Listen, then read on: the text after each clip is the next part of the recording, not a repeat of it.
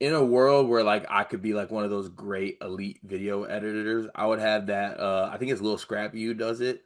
The I would have that ching ching song and then it's like okay, okay, okay. Yeah, I got money in the In the bank. bank Yeah. is what you think. I Yeah. got money in the bank. Yeah. Yeah, that's what we got now. It is rumored, and this is I believe that it was just things that have been making their way across the airways, which could be true, could not be true, but it's something I think to talk about, given that Michigan State's basketball recruiting has kind of been in an uptick lately, where we have seen being able to get these high level recruits that we know are looking for a little bit of money to also get their way to the school. So Michigan State is rumored to have a new ATM, quote unquote, that is an increased spending on basketball. Now, obviously, Riley, you and I both know that we are in a very transactional space in college basketball right now. It is, you sometimes can't get guys even answer the phone if you don't have another zero on the end of some of these numbers that are being offered up. And Michigan State has really never been in that space. They've kind of stayed strong that we're not going to be in that mold. We're not going to do that. We're going to get our guys. We're going to offer our money, and if you want to be a Spartan dog, come be a Spartan dog. That seems to be changing right now with Michigan State rumored to have that new ATM and an increase in basketball spending. I got some theories on why this is. Maybe it's football not being that good now. I don't really know what it is, but what do you think Michigan State do you think that there's an increase in spending on basketball just out of the blue? Like, cause it is kind of strange that a school of Michigan State's caliber all of a sudden like something snaps one day and is like, oh, you know what? Let's spend money. And it's like, whoa, that's a crazy, crazy tactic. What do you think it is? I mean, didn't y'all struggle in your first exhibition against Bowling Green? Struggle, yeah, a little bit, It was like a 12-point win, wasn't it? yeah, something like that, yeah. Then an 11-point win over Colgate, which is a good Patriot League team, but still Colgate has a tendency to get blitzed anytime they play a high major in the tournament. Like Yeah, every time they're the 14 seed, it's like, oh, watch out for this 3 seed, could be on upset alert. Colgate's a really good program, and then the 3 seed always wins by 25. right. So part of me is wondering if it's like they could be getting into action this quickly and almost. I this is where it's. I just wonder. Does any who is Izzo's like circle of trust? Who is his consigliere? Is there anyone in his ear saying, "Tom, Thomas, we love you. You're a legend here. We want you to do this until you don't want to anymore. You can literally stay here while you're in a wheelchair if you so please, with some oxygen being pumped into your nostrils. Like we're cool with that, but you got to do something different. We can't have your marquee ad being Trey Fort. We can't have your second marquee ad being Caleb Scott. It is Caleb Scott, wasn't it? Oh, wait, Caleb Glenn. I don't know where I got Scott from. There's a Caleb, Jordan Scott on the team. thank you. Point is, Caleb Glenn could have been good for this team, but ultimately forgettable. Did play for that 4-win Louisville team once upon a time to further give credence to my point. I am on your side, Michigan State fans. I like you. I like your program. I want you to succeed. So don't come at me for any Caleb Glenn slander. But I just wonder if there's someone in his ear, his inner circle, or on his staff who's like, "Yo, Tom, we respect your principles, but we got to shake it up." And this team might still be good. This team could still put it all together. And, we talked about this on a Josiah Jervis video. They could put it all together, be greater than some of their parts, make the tournament, maybe win a game or two. And it's like, oh, bravo, Izzo, you're still kicking 31 years into this. Mhm. But if you want to get back to a Final Four, if you want a chance to get one more banner before you call it quits, like we got to upgrade the talent around here. I think that part is indisputable to get back to what the program standard is, or I should even say to maintain it, because you showed you were still there last year. To maintain that standard, the standard is the standard.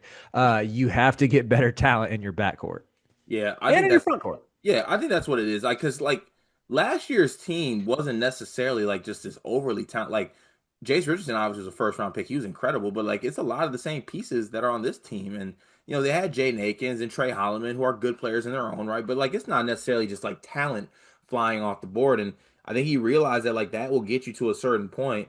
But Mm-hmm. if you're not gonna do this thing in the portal that you want to do, that you need to be able to spend at a higher level. And I think, it could be wrong. I wouldn't be surprised if it's wrong because I don't think Tom Izzo thinks like this. But Riley, I'm kind of on the same page as you. I think there is a sense of urgency, a little bit. It's like if I want to get to that mountaintop, I've been doing this for 30 years. I know what it takes to get there. It was in a different era, but I know what it takes to get to a Final Four. I know what it takes. I need some better talent on this team. I need some better talent, and he does have people around him who will provide. Like this is Tom Izzo we're talking about here. he could ask for whatever he wants. He could say, I want to dissolve the football program because I want more money. And they'd be like, okay, you can, Spartan Stadium will be tore down by next week, Tom. Like, you got it. Like, what do you want to put there? A pool? We'll do whatever you want.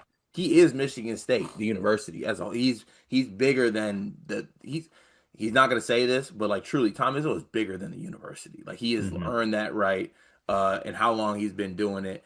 And we Michigan State has a large financial backing with donors that will they've been watching Tom Izzo their whole life. They went to Yeah, college and right. Tom Izzo was a coach. Now they're successful in their old life, and Tom Izzo's still the coach. So it's like they will be able to provide him with money.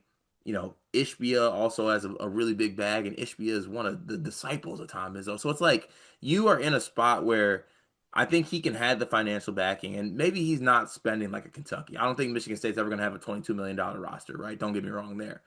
But I think they can put themselves in a position where they're competitive. And I think that Hmm. competitive ATM kind of quote there is a direct factor with why we're ending up with guys like Josiah Jervis and maybe like possibly Ethan Taylor. Because you look at the list for these kids, Riley, it's like Josiah Jervis was visiting Pitt and visiting NC State and visiting Tennessee.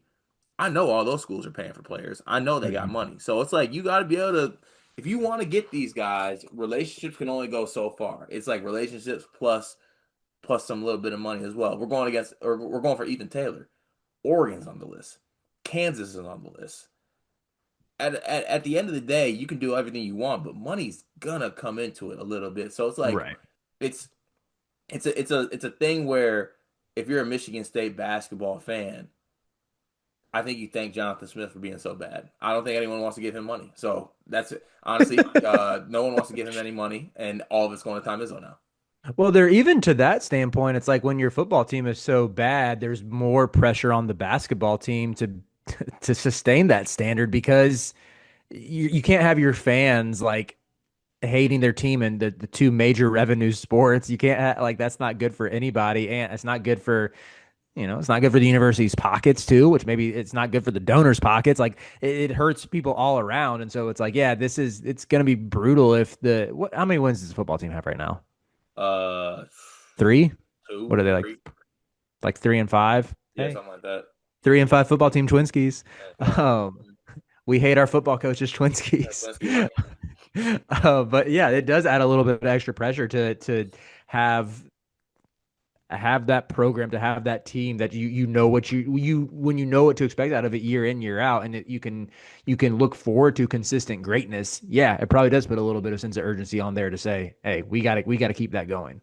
Yeah, 100%. And look, I'm all for it. I don't care how it happens. All I care about is, look, I made the joke to Greg yesterday, and he was sick of me because I said it 4 times. But I'm gonna say it again. My basketball coach remembered his pin. He remembered his pin. The ATM works now. He wasn't able to do it with the QR code or whatever else they had in there. He was pissed. He walked away. We're good now. We are good It is now. hilarious that the terminology is ATM when you have an old coach. When it's like, Yeah, yeah, of course, of course. That there's no way my coach uses the online banking app. Are you serious? He probably goes in there. He has little withdrawal slips. He knows the teller by name, like at Michigan State Credit Union. That's my sponsored boy by. Tom he can balance a checkbook. Oh, are you kidding me? He probably does it for the whole team, to be honest with you. But no, I think it's a great revelation for Michigan State to have. I'm excited about it. Michigan State fans should be excited about it. And I made this pitch yesterday too. This is going to be a case where if Michigan State's like in the ATM mode, is what I'm going to call it, we're going to be putting together some fun teams. Hmm. Like people are going to want to watch Michigan State. Like even last year, like I know you enjoyed Jace and a lot of people enjoyed Jace, but like I don't know necessarily people were like tuning in to Michigan State basketball like hell yeah, must see TV. We just like Spartan dogged our way to an Elite Eight and Wolf Wolf banners. Next year it's going to be like, oh, Michigan State's on TV, Showtime, tune in, Beers, Josiah, Medlock, Cohen Carr, Ethan Tate. Like it's gonna be must see TV. It's gonna be fun, and it's all because of that Munyon. At the end of the day, don't let anybody tell you money can't buy happiness. I ain't hearing it. Riley, thank you for indulging with me. ATM stuck on go.